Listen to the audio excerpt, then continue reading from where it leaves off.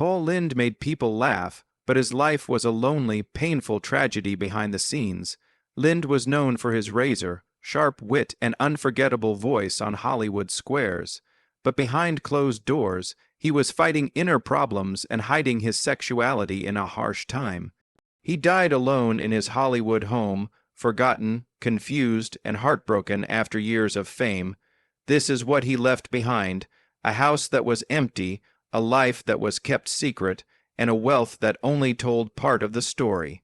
You might not know this about Paul Lynde, but he was actually pretty dark inside, and it followed him around a lot in his personal life. Actually, Lynde had a serious drinking problem for many years, which hurt his health, job, and relationships with friends and coworkers, even though he was funny on screen. In the 1960s and 1970s, Lynde's drinking problems became clearer through his increasingly unstable behavior and frequent run-ins with the law. He was arrested many times for being drunk in public, and people who knew him well started to notice how he changed when he drank. Peers who have known Lynde for a long time, like Hollywood Squares host Peter Marshall and actress Kay Ballard, say that Lynde could become extremely cruel when he was drunk. When Lynde was drunk, he wasn't the funny, charming person he seemed to be on TV. He was sometimes violent and often made fun of his own friends in a way that hurt even long-lasting friendships. On July 18, 1965, Lynde was involved in an event that would bother him forever. It was likely the saddest event in his life. While living at the Sir Francis Drake Hotel in San Francisco, Lynde was drinking a lot with his friend, James Bing Davidson, a young actor who is 24 years old. Their hotel room was said to be full of horseplay after hours of drinking. Davidson tragically died when he jumped from the 8th floor window. Later, the Associated Press said that Davidson's fall was a mistake and that Lynde was not to blame. However, the event had a big effect on Lynde's emotions. Seeing a friend die in such a horrible way left him with deep psychological scars that made his drinking and emotional problems worse.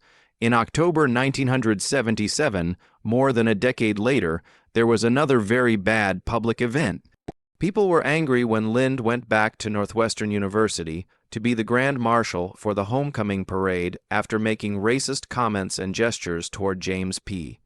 Pitts, a black professor at the school, in a fast food place after the parade. The shocking behavior caused a stir, and Lynde later said that his rude actions were caused by being tired and drunk. Even though it might have been true, it wasn't enough to protect him from the public and professional backlash. The next time Lynde got in trouble with the law was in January 1978, while he was in Salt Lake City to record a show for Donnie and Marie. When Lynde found out that someone broke into his car while he was drinking in a nearby pub, he yelled at the police to focus on his case instead of another investigation that was already going on. Because of what he did, he was arrested for fighting with a police officer. Even though the charges were later dropped, the event made him even more of a troubled and unstable figure. Even though there were more and more problems, Lynde finally looked for a turning point. Around the beginning of 1980, he allegedly decided to change his life for the better by giving up drugs and alcohol. After a while, his friends said that his efforts to get clean were real and that he had behaved much better. But the years of trouble, being embarrassed in public, and hiding their pain had hurt them physically and mentally. In the early days of January 1982, people close to the famous comedian, Paul Lynde, felt more and more uneasy. Lynde was known for his outrageous humor and frequent shows on Hollywood Squares. Lynde was supposed to be at a birthday party on January 10th. This is something he would usually go to without thinking twice. Friends Paul Bersey, an actress and model, became worried right away when Lynde didn't show up and couldn't be reached by phone. Bersey knew something was wrong. Barry and fellow actor Dean Dittman tried to get in touch with Lynde several times by calling and knocking on his Beverly Hills home many times. When their efforts didn't lead to an answer and their worry grew, Barry made a decision. In the early hours of January 11, 1982, he broke into Lynde's house through a side door. The loud warning sound of the home's security bell broke the silence as soon as he walked in. This action gave us a very important clue. Since Lynde set the alarm before going to bed, it's likely that no one else has come or gone since then. Inside, Barra saw a very sad scene. Paul Lynde was out of it in bed and not moving. It was clear right away that he had died. Barry made it clear that Lynde had not been found naked, despite the sensationalized reports that spread later in the media. Not so. He told reporters later, Paul had on a robe and was in his jammies. It was important to have these specifics to dispel the tabloid-style rumors about his death and personal life. There were rumors in the news that Lynde had been entertaining a guest that night, who was then said to have left the scene of the crime, but there was never any proof to back up these claims. One of the strongest signs that Lynde had been alone was the loud alarm that met Barres when he walked into the house. The Los Angeles County coroner said that the official cause of death was a major heart attack. Lynde was only 55 years old. It was a quiet and private funeral for a man whose crazy personality had captivated people for decades. Lynde had a big impact on American pop culture, especially in the 1970s, when his campy, coded style gave gay viewers a voice long before it was widely accepted. He was known for his perfect timing, piercing voice, and exuberant energy. Lynde's body was burned, and his ashes were buried at Amity Cemetery in Amity, Knox County, Ohio. This brought him back home to rest near where he came from. Along with his brother Johnny and sister Helen, his body was buried next to them. His parents Sylvia and Hoy Corydon Lynde and another brother, Corydon, who served in WW2, were all buried in the same graveyard. It was a peaceful family gathering, a far cry from the chaos and glitz of Hollywood. The sudden death of Paul Lynde was sad for both his friends and his peers. Many people were saddened by both the loss of his comedic talent and the fact that he had to spend his last hours alone. A man who had made millions of people laugh died quietly in his own home, leaving behind both happy and sad memories. Paul Lynde really did live a life of two selves. One as a well-liked TV celebrity whose corny one-liners became famous, and the other as a very private man who was trying to figure out his sexuality in a time when morals were very strict. His on-screen character was bubbly and often laced with sexy hints, but the public and the press were not allowed to see his personal life. This was because of the strict unspoken rules of Hollywood in the middle of the 20th century. Even though Lynde worked in a field where being gay could cost you your job, it was pretty well known that she was gay, but it was rarely, if ever, mentioned in the news about him while he was alive. A 1976 feature in People magazine was the closest. It hinted at his personal life by talking about Stan Finesmith, who was Lynde's hairdresser, sweetheart, and chauffeur bodyguard. A picture of Fine Smith working on Lynde's hair was also included in the story. In terms of the coded language used at the time, this was as far as the major press would go. Later, an essay on the Biography Channel's website said that in the 1970s, entertainment writers didn't usually look into the personal lives of game show hosts. This meant that Lynde could keep most of his personal life out of the public eye. A history of Paul Lynde called his life, his loves, and his laughter was written by Lynde's longtime friend Kathy Rudolph in 2018.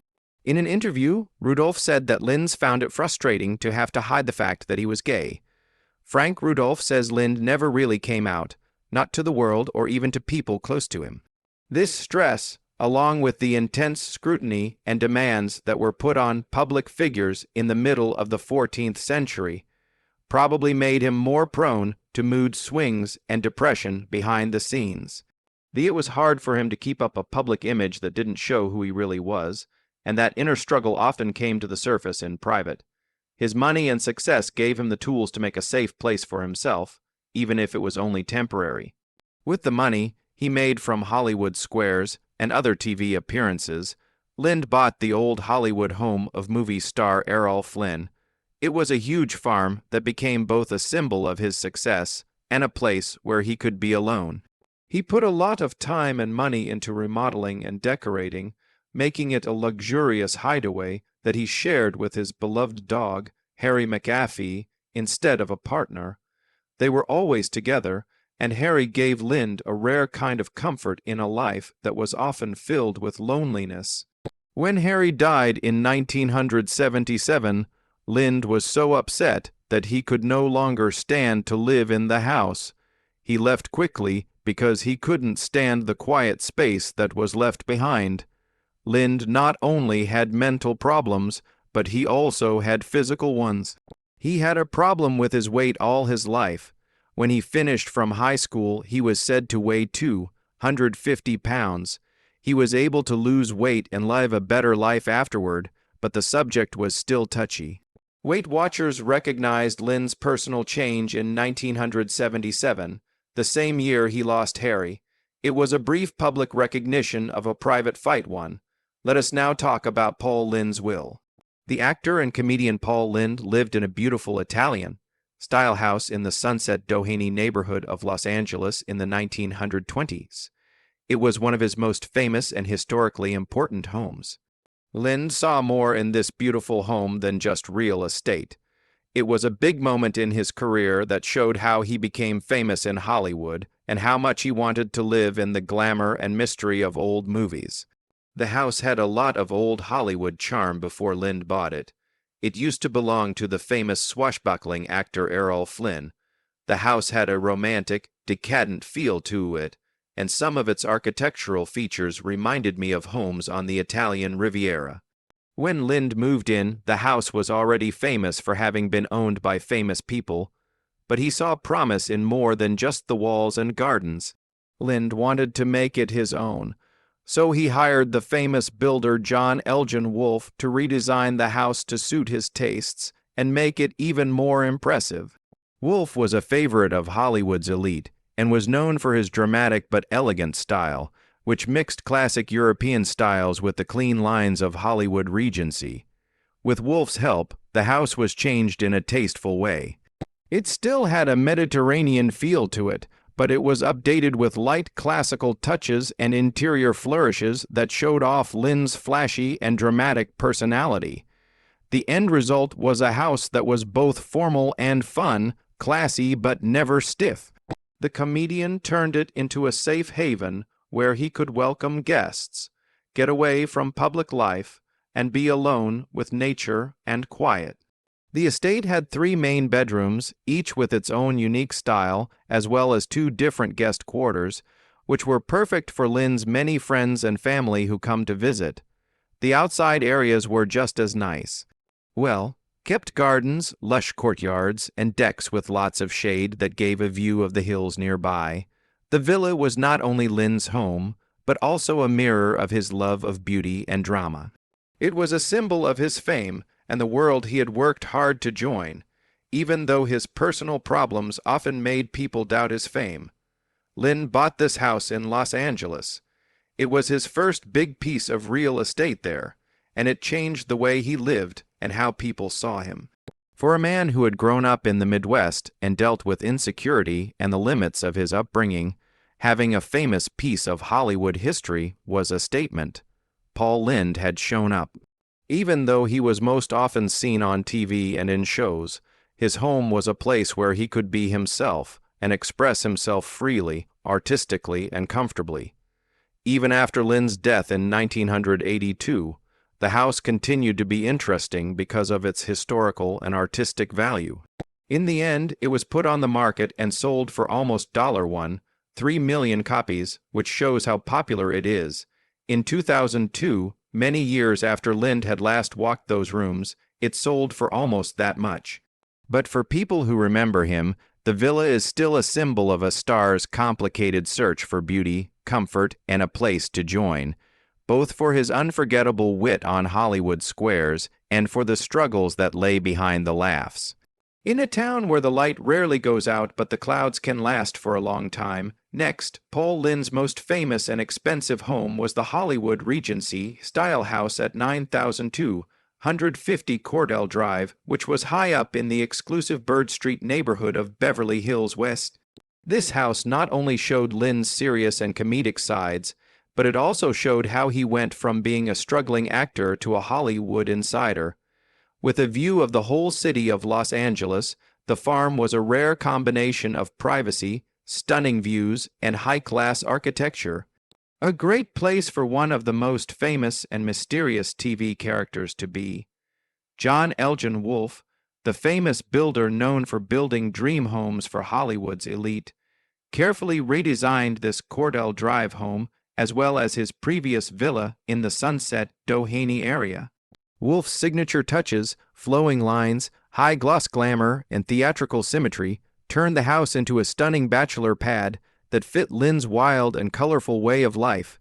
The end result was a palatial escape that was both sophisticated and fun, like a mid-century camp. A true picture of Lynde himself, the estate was a big house with 3 bedrooms and 4 to 5 bathrooms, based on how the rooms were set up. The main living rooms are defined by wood, paneled ceilings, built-in bookcases, and floor-to-ceiling windows that add both warmth and drama. Interior designer Reginald Adams gave each room a well-chosen air of elegance. His finishing touches stressed comfort wrapped in vintage glamour. High-end appliances and handmade cabinetry were in the gourmet kitchen. Classic furniture, mirrored surfaces, and soft lighting were used in different rooms to impress guests without being too showy. The real magic of 9,250 Cordell Drive, though, was outside. The focal point of the backyard was a trapezoidal swimming pool, an unusual shape that is rarely seen in home plans. A cabana was right next to the pool and would be great for summer parties, quiet getaways, or talks by the pool under the stars. There was plenty of room for guests in the guest house and Lynde's and Doff attempts to stay healthy were shown in his private gym. The grounds were finished off with a gated motor court that gave the famously private and sometimes reclusive star full privacy. It was more than just a house. It was its own stage where Lynde could entertain guests, meet people from the business world, and get away from the stresses of public life. Lynde was known for his flamboyant wit on Hollywood squares and for stealing scenes in movies and shows. But he also had problems with his sexuality, alcoholism, and the loneliness of typecasting. He could temporarily put on the character and just live as Paul on this estate, which was full of beauty, luxury, and his beloved dog, Harry McAfee. The sad truth is that Lynde was found dead in this house in January 1982, having died of a heart attack at the age of 55. The farm, which will always be connected to him, changed hands several times over the next few decades. Moby, the singer, bought the house and loved its movie, like Bones, and lived there later on. The house sold for about $875 million in 2016, which shows how valuable it is as a building and how important it is to Hollywood history. The house at 9,250 Cordell Drive is still a jewel of the Bird Streets. It's not only a luxurious home, but also a memorial to Paul Lynde's larger-than-life character, both on screen and in real life. It's a house that shows how contradictory his work has been. It's always a little bit dramatic, big but personal, glamorous but very close to home. Another little-known fact about Paul Lynde is that he had a youth.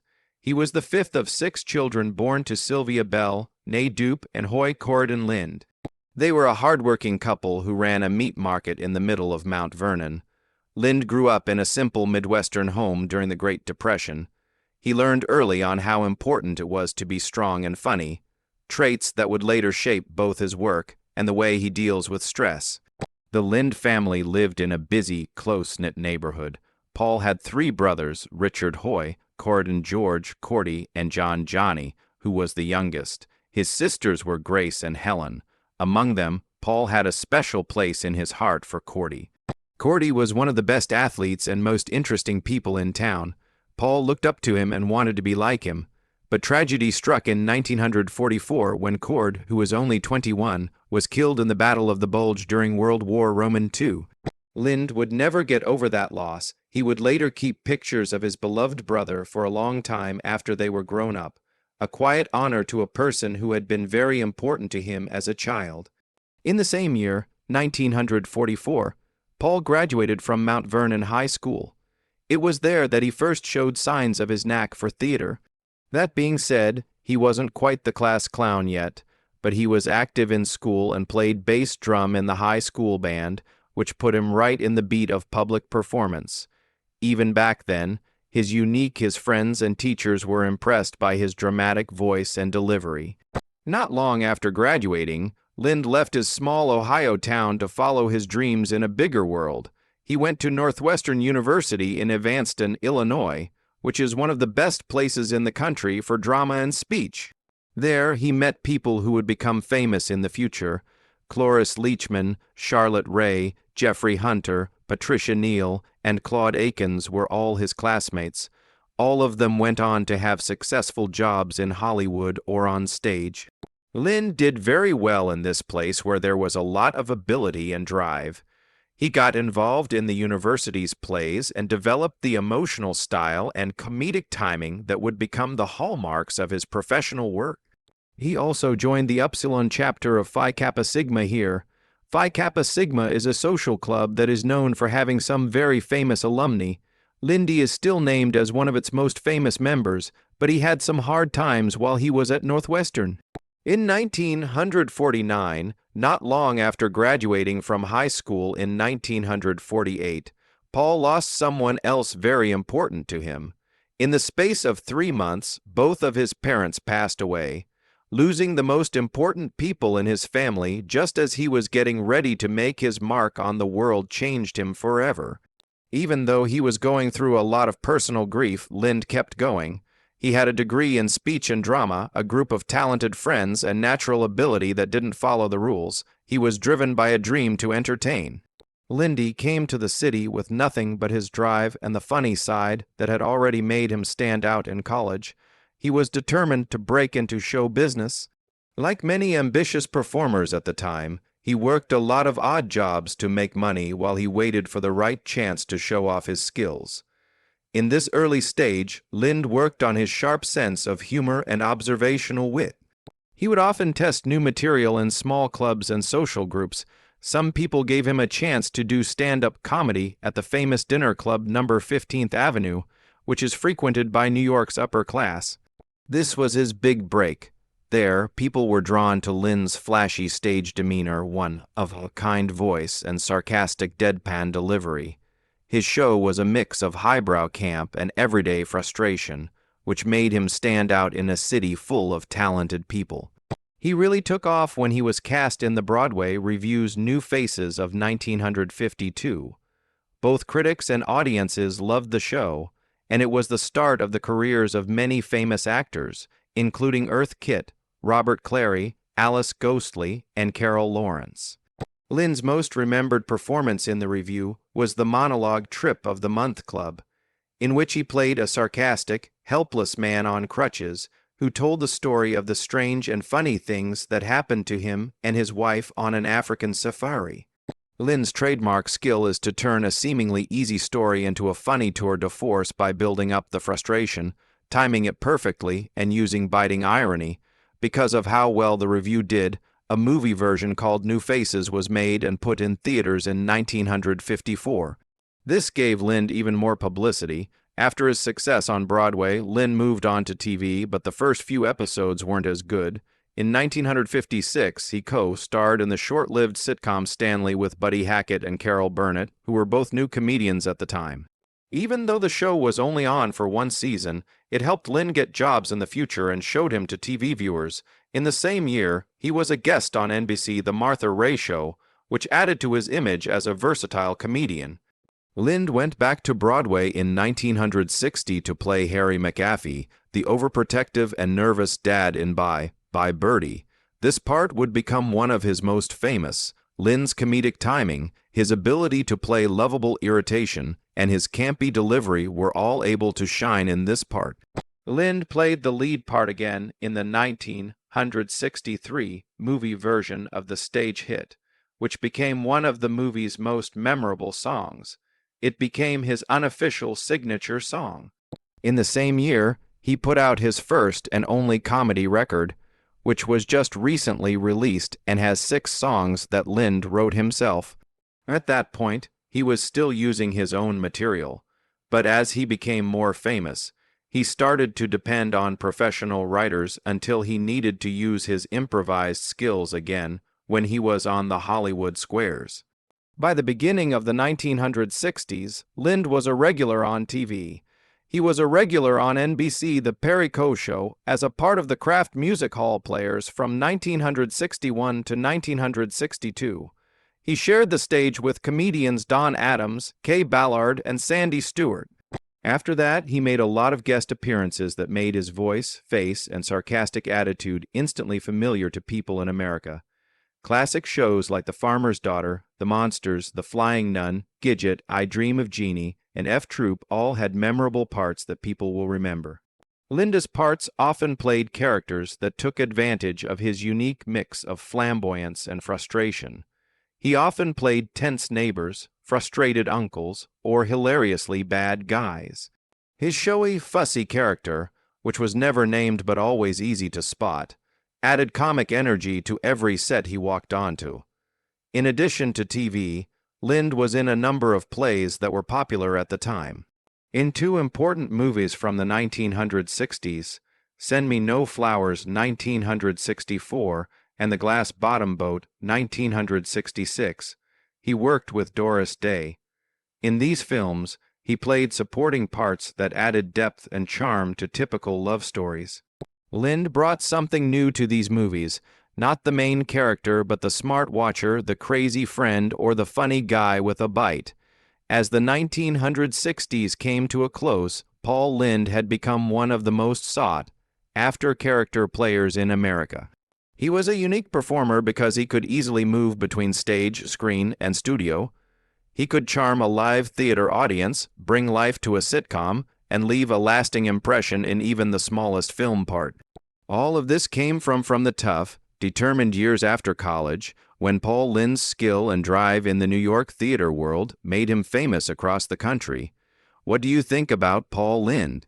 Please tell us what you think in the box below. We hope this video was helpful for you. Kindly click like, share, and subscribe. If you enjoy the video, glad you watched and see you in the next film. Thank you.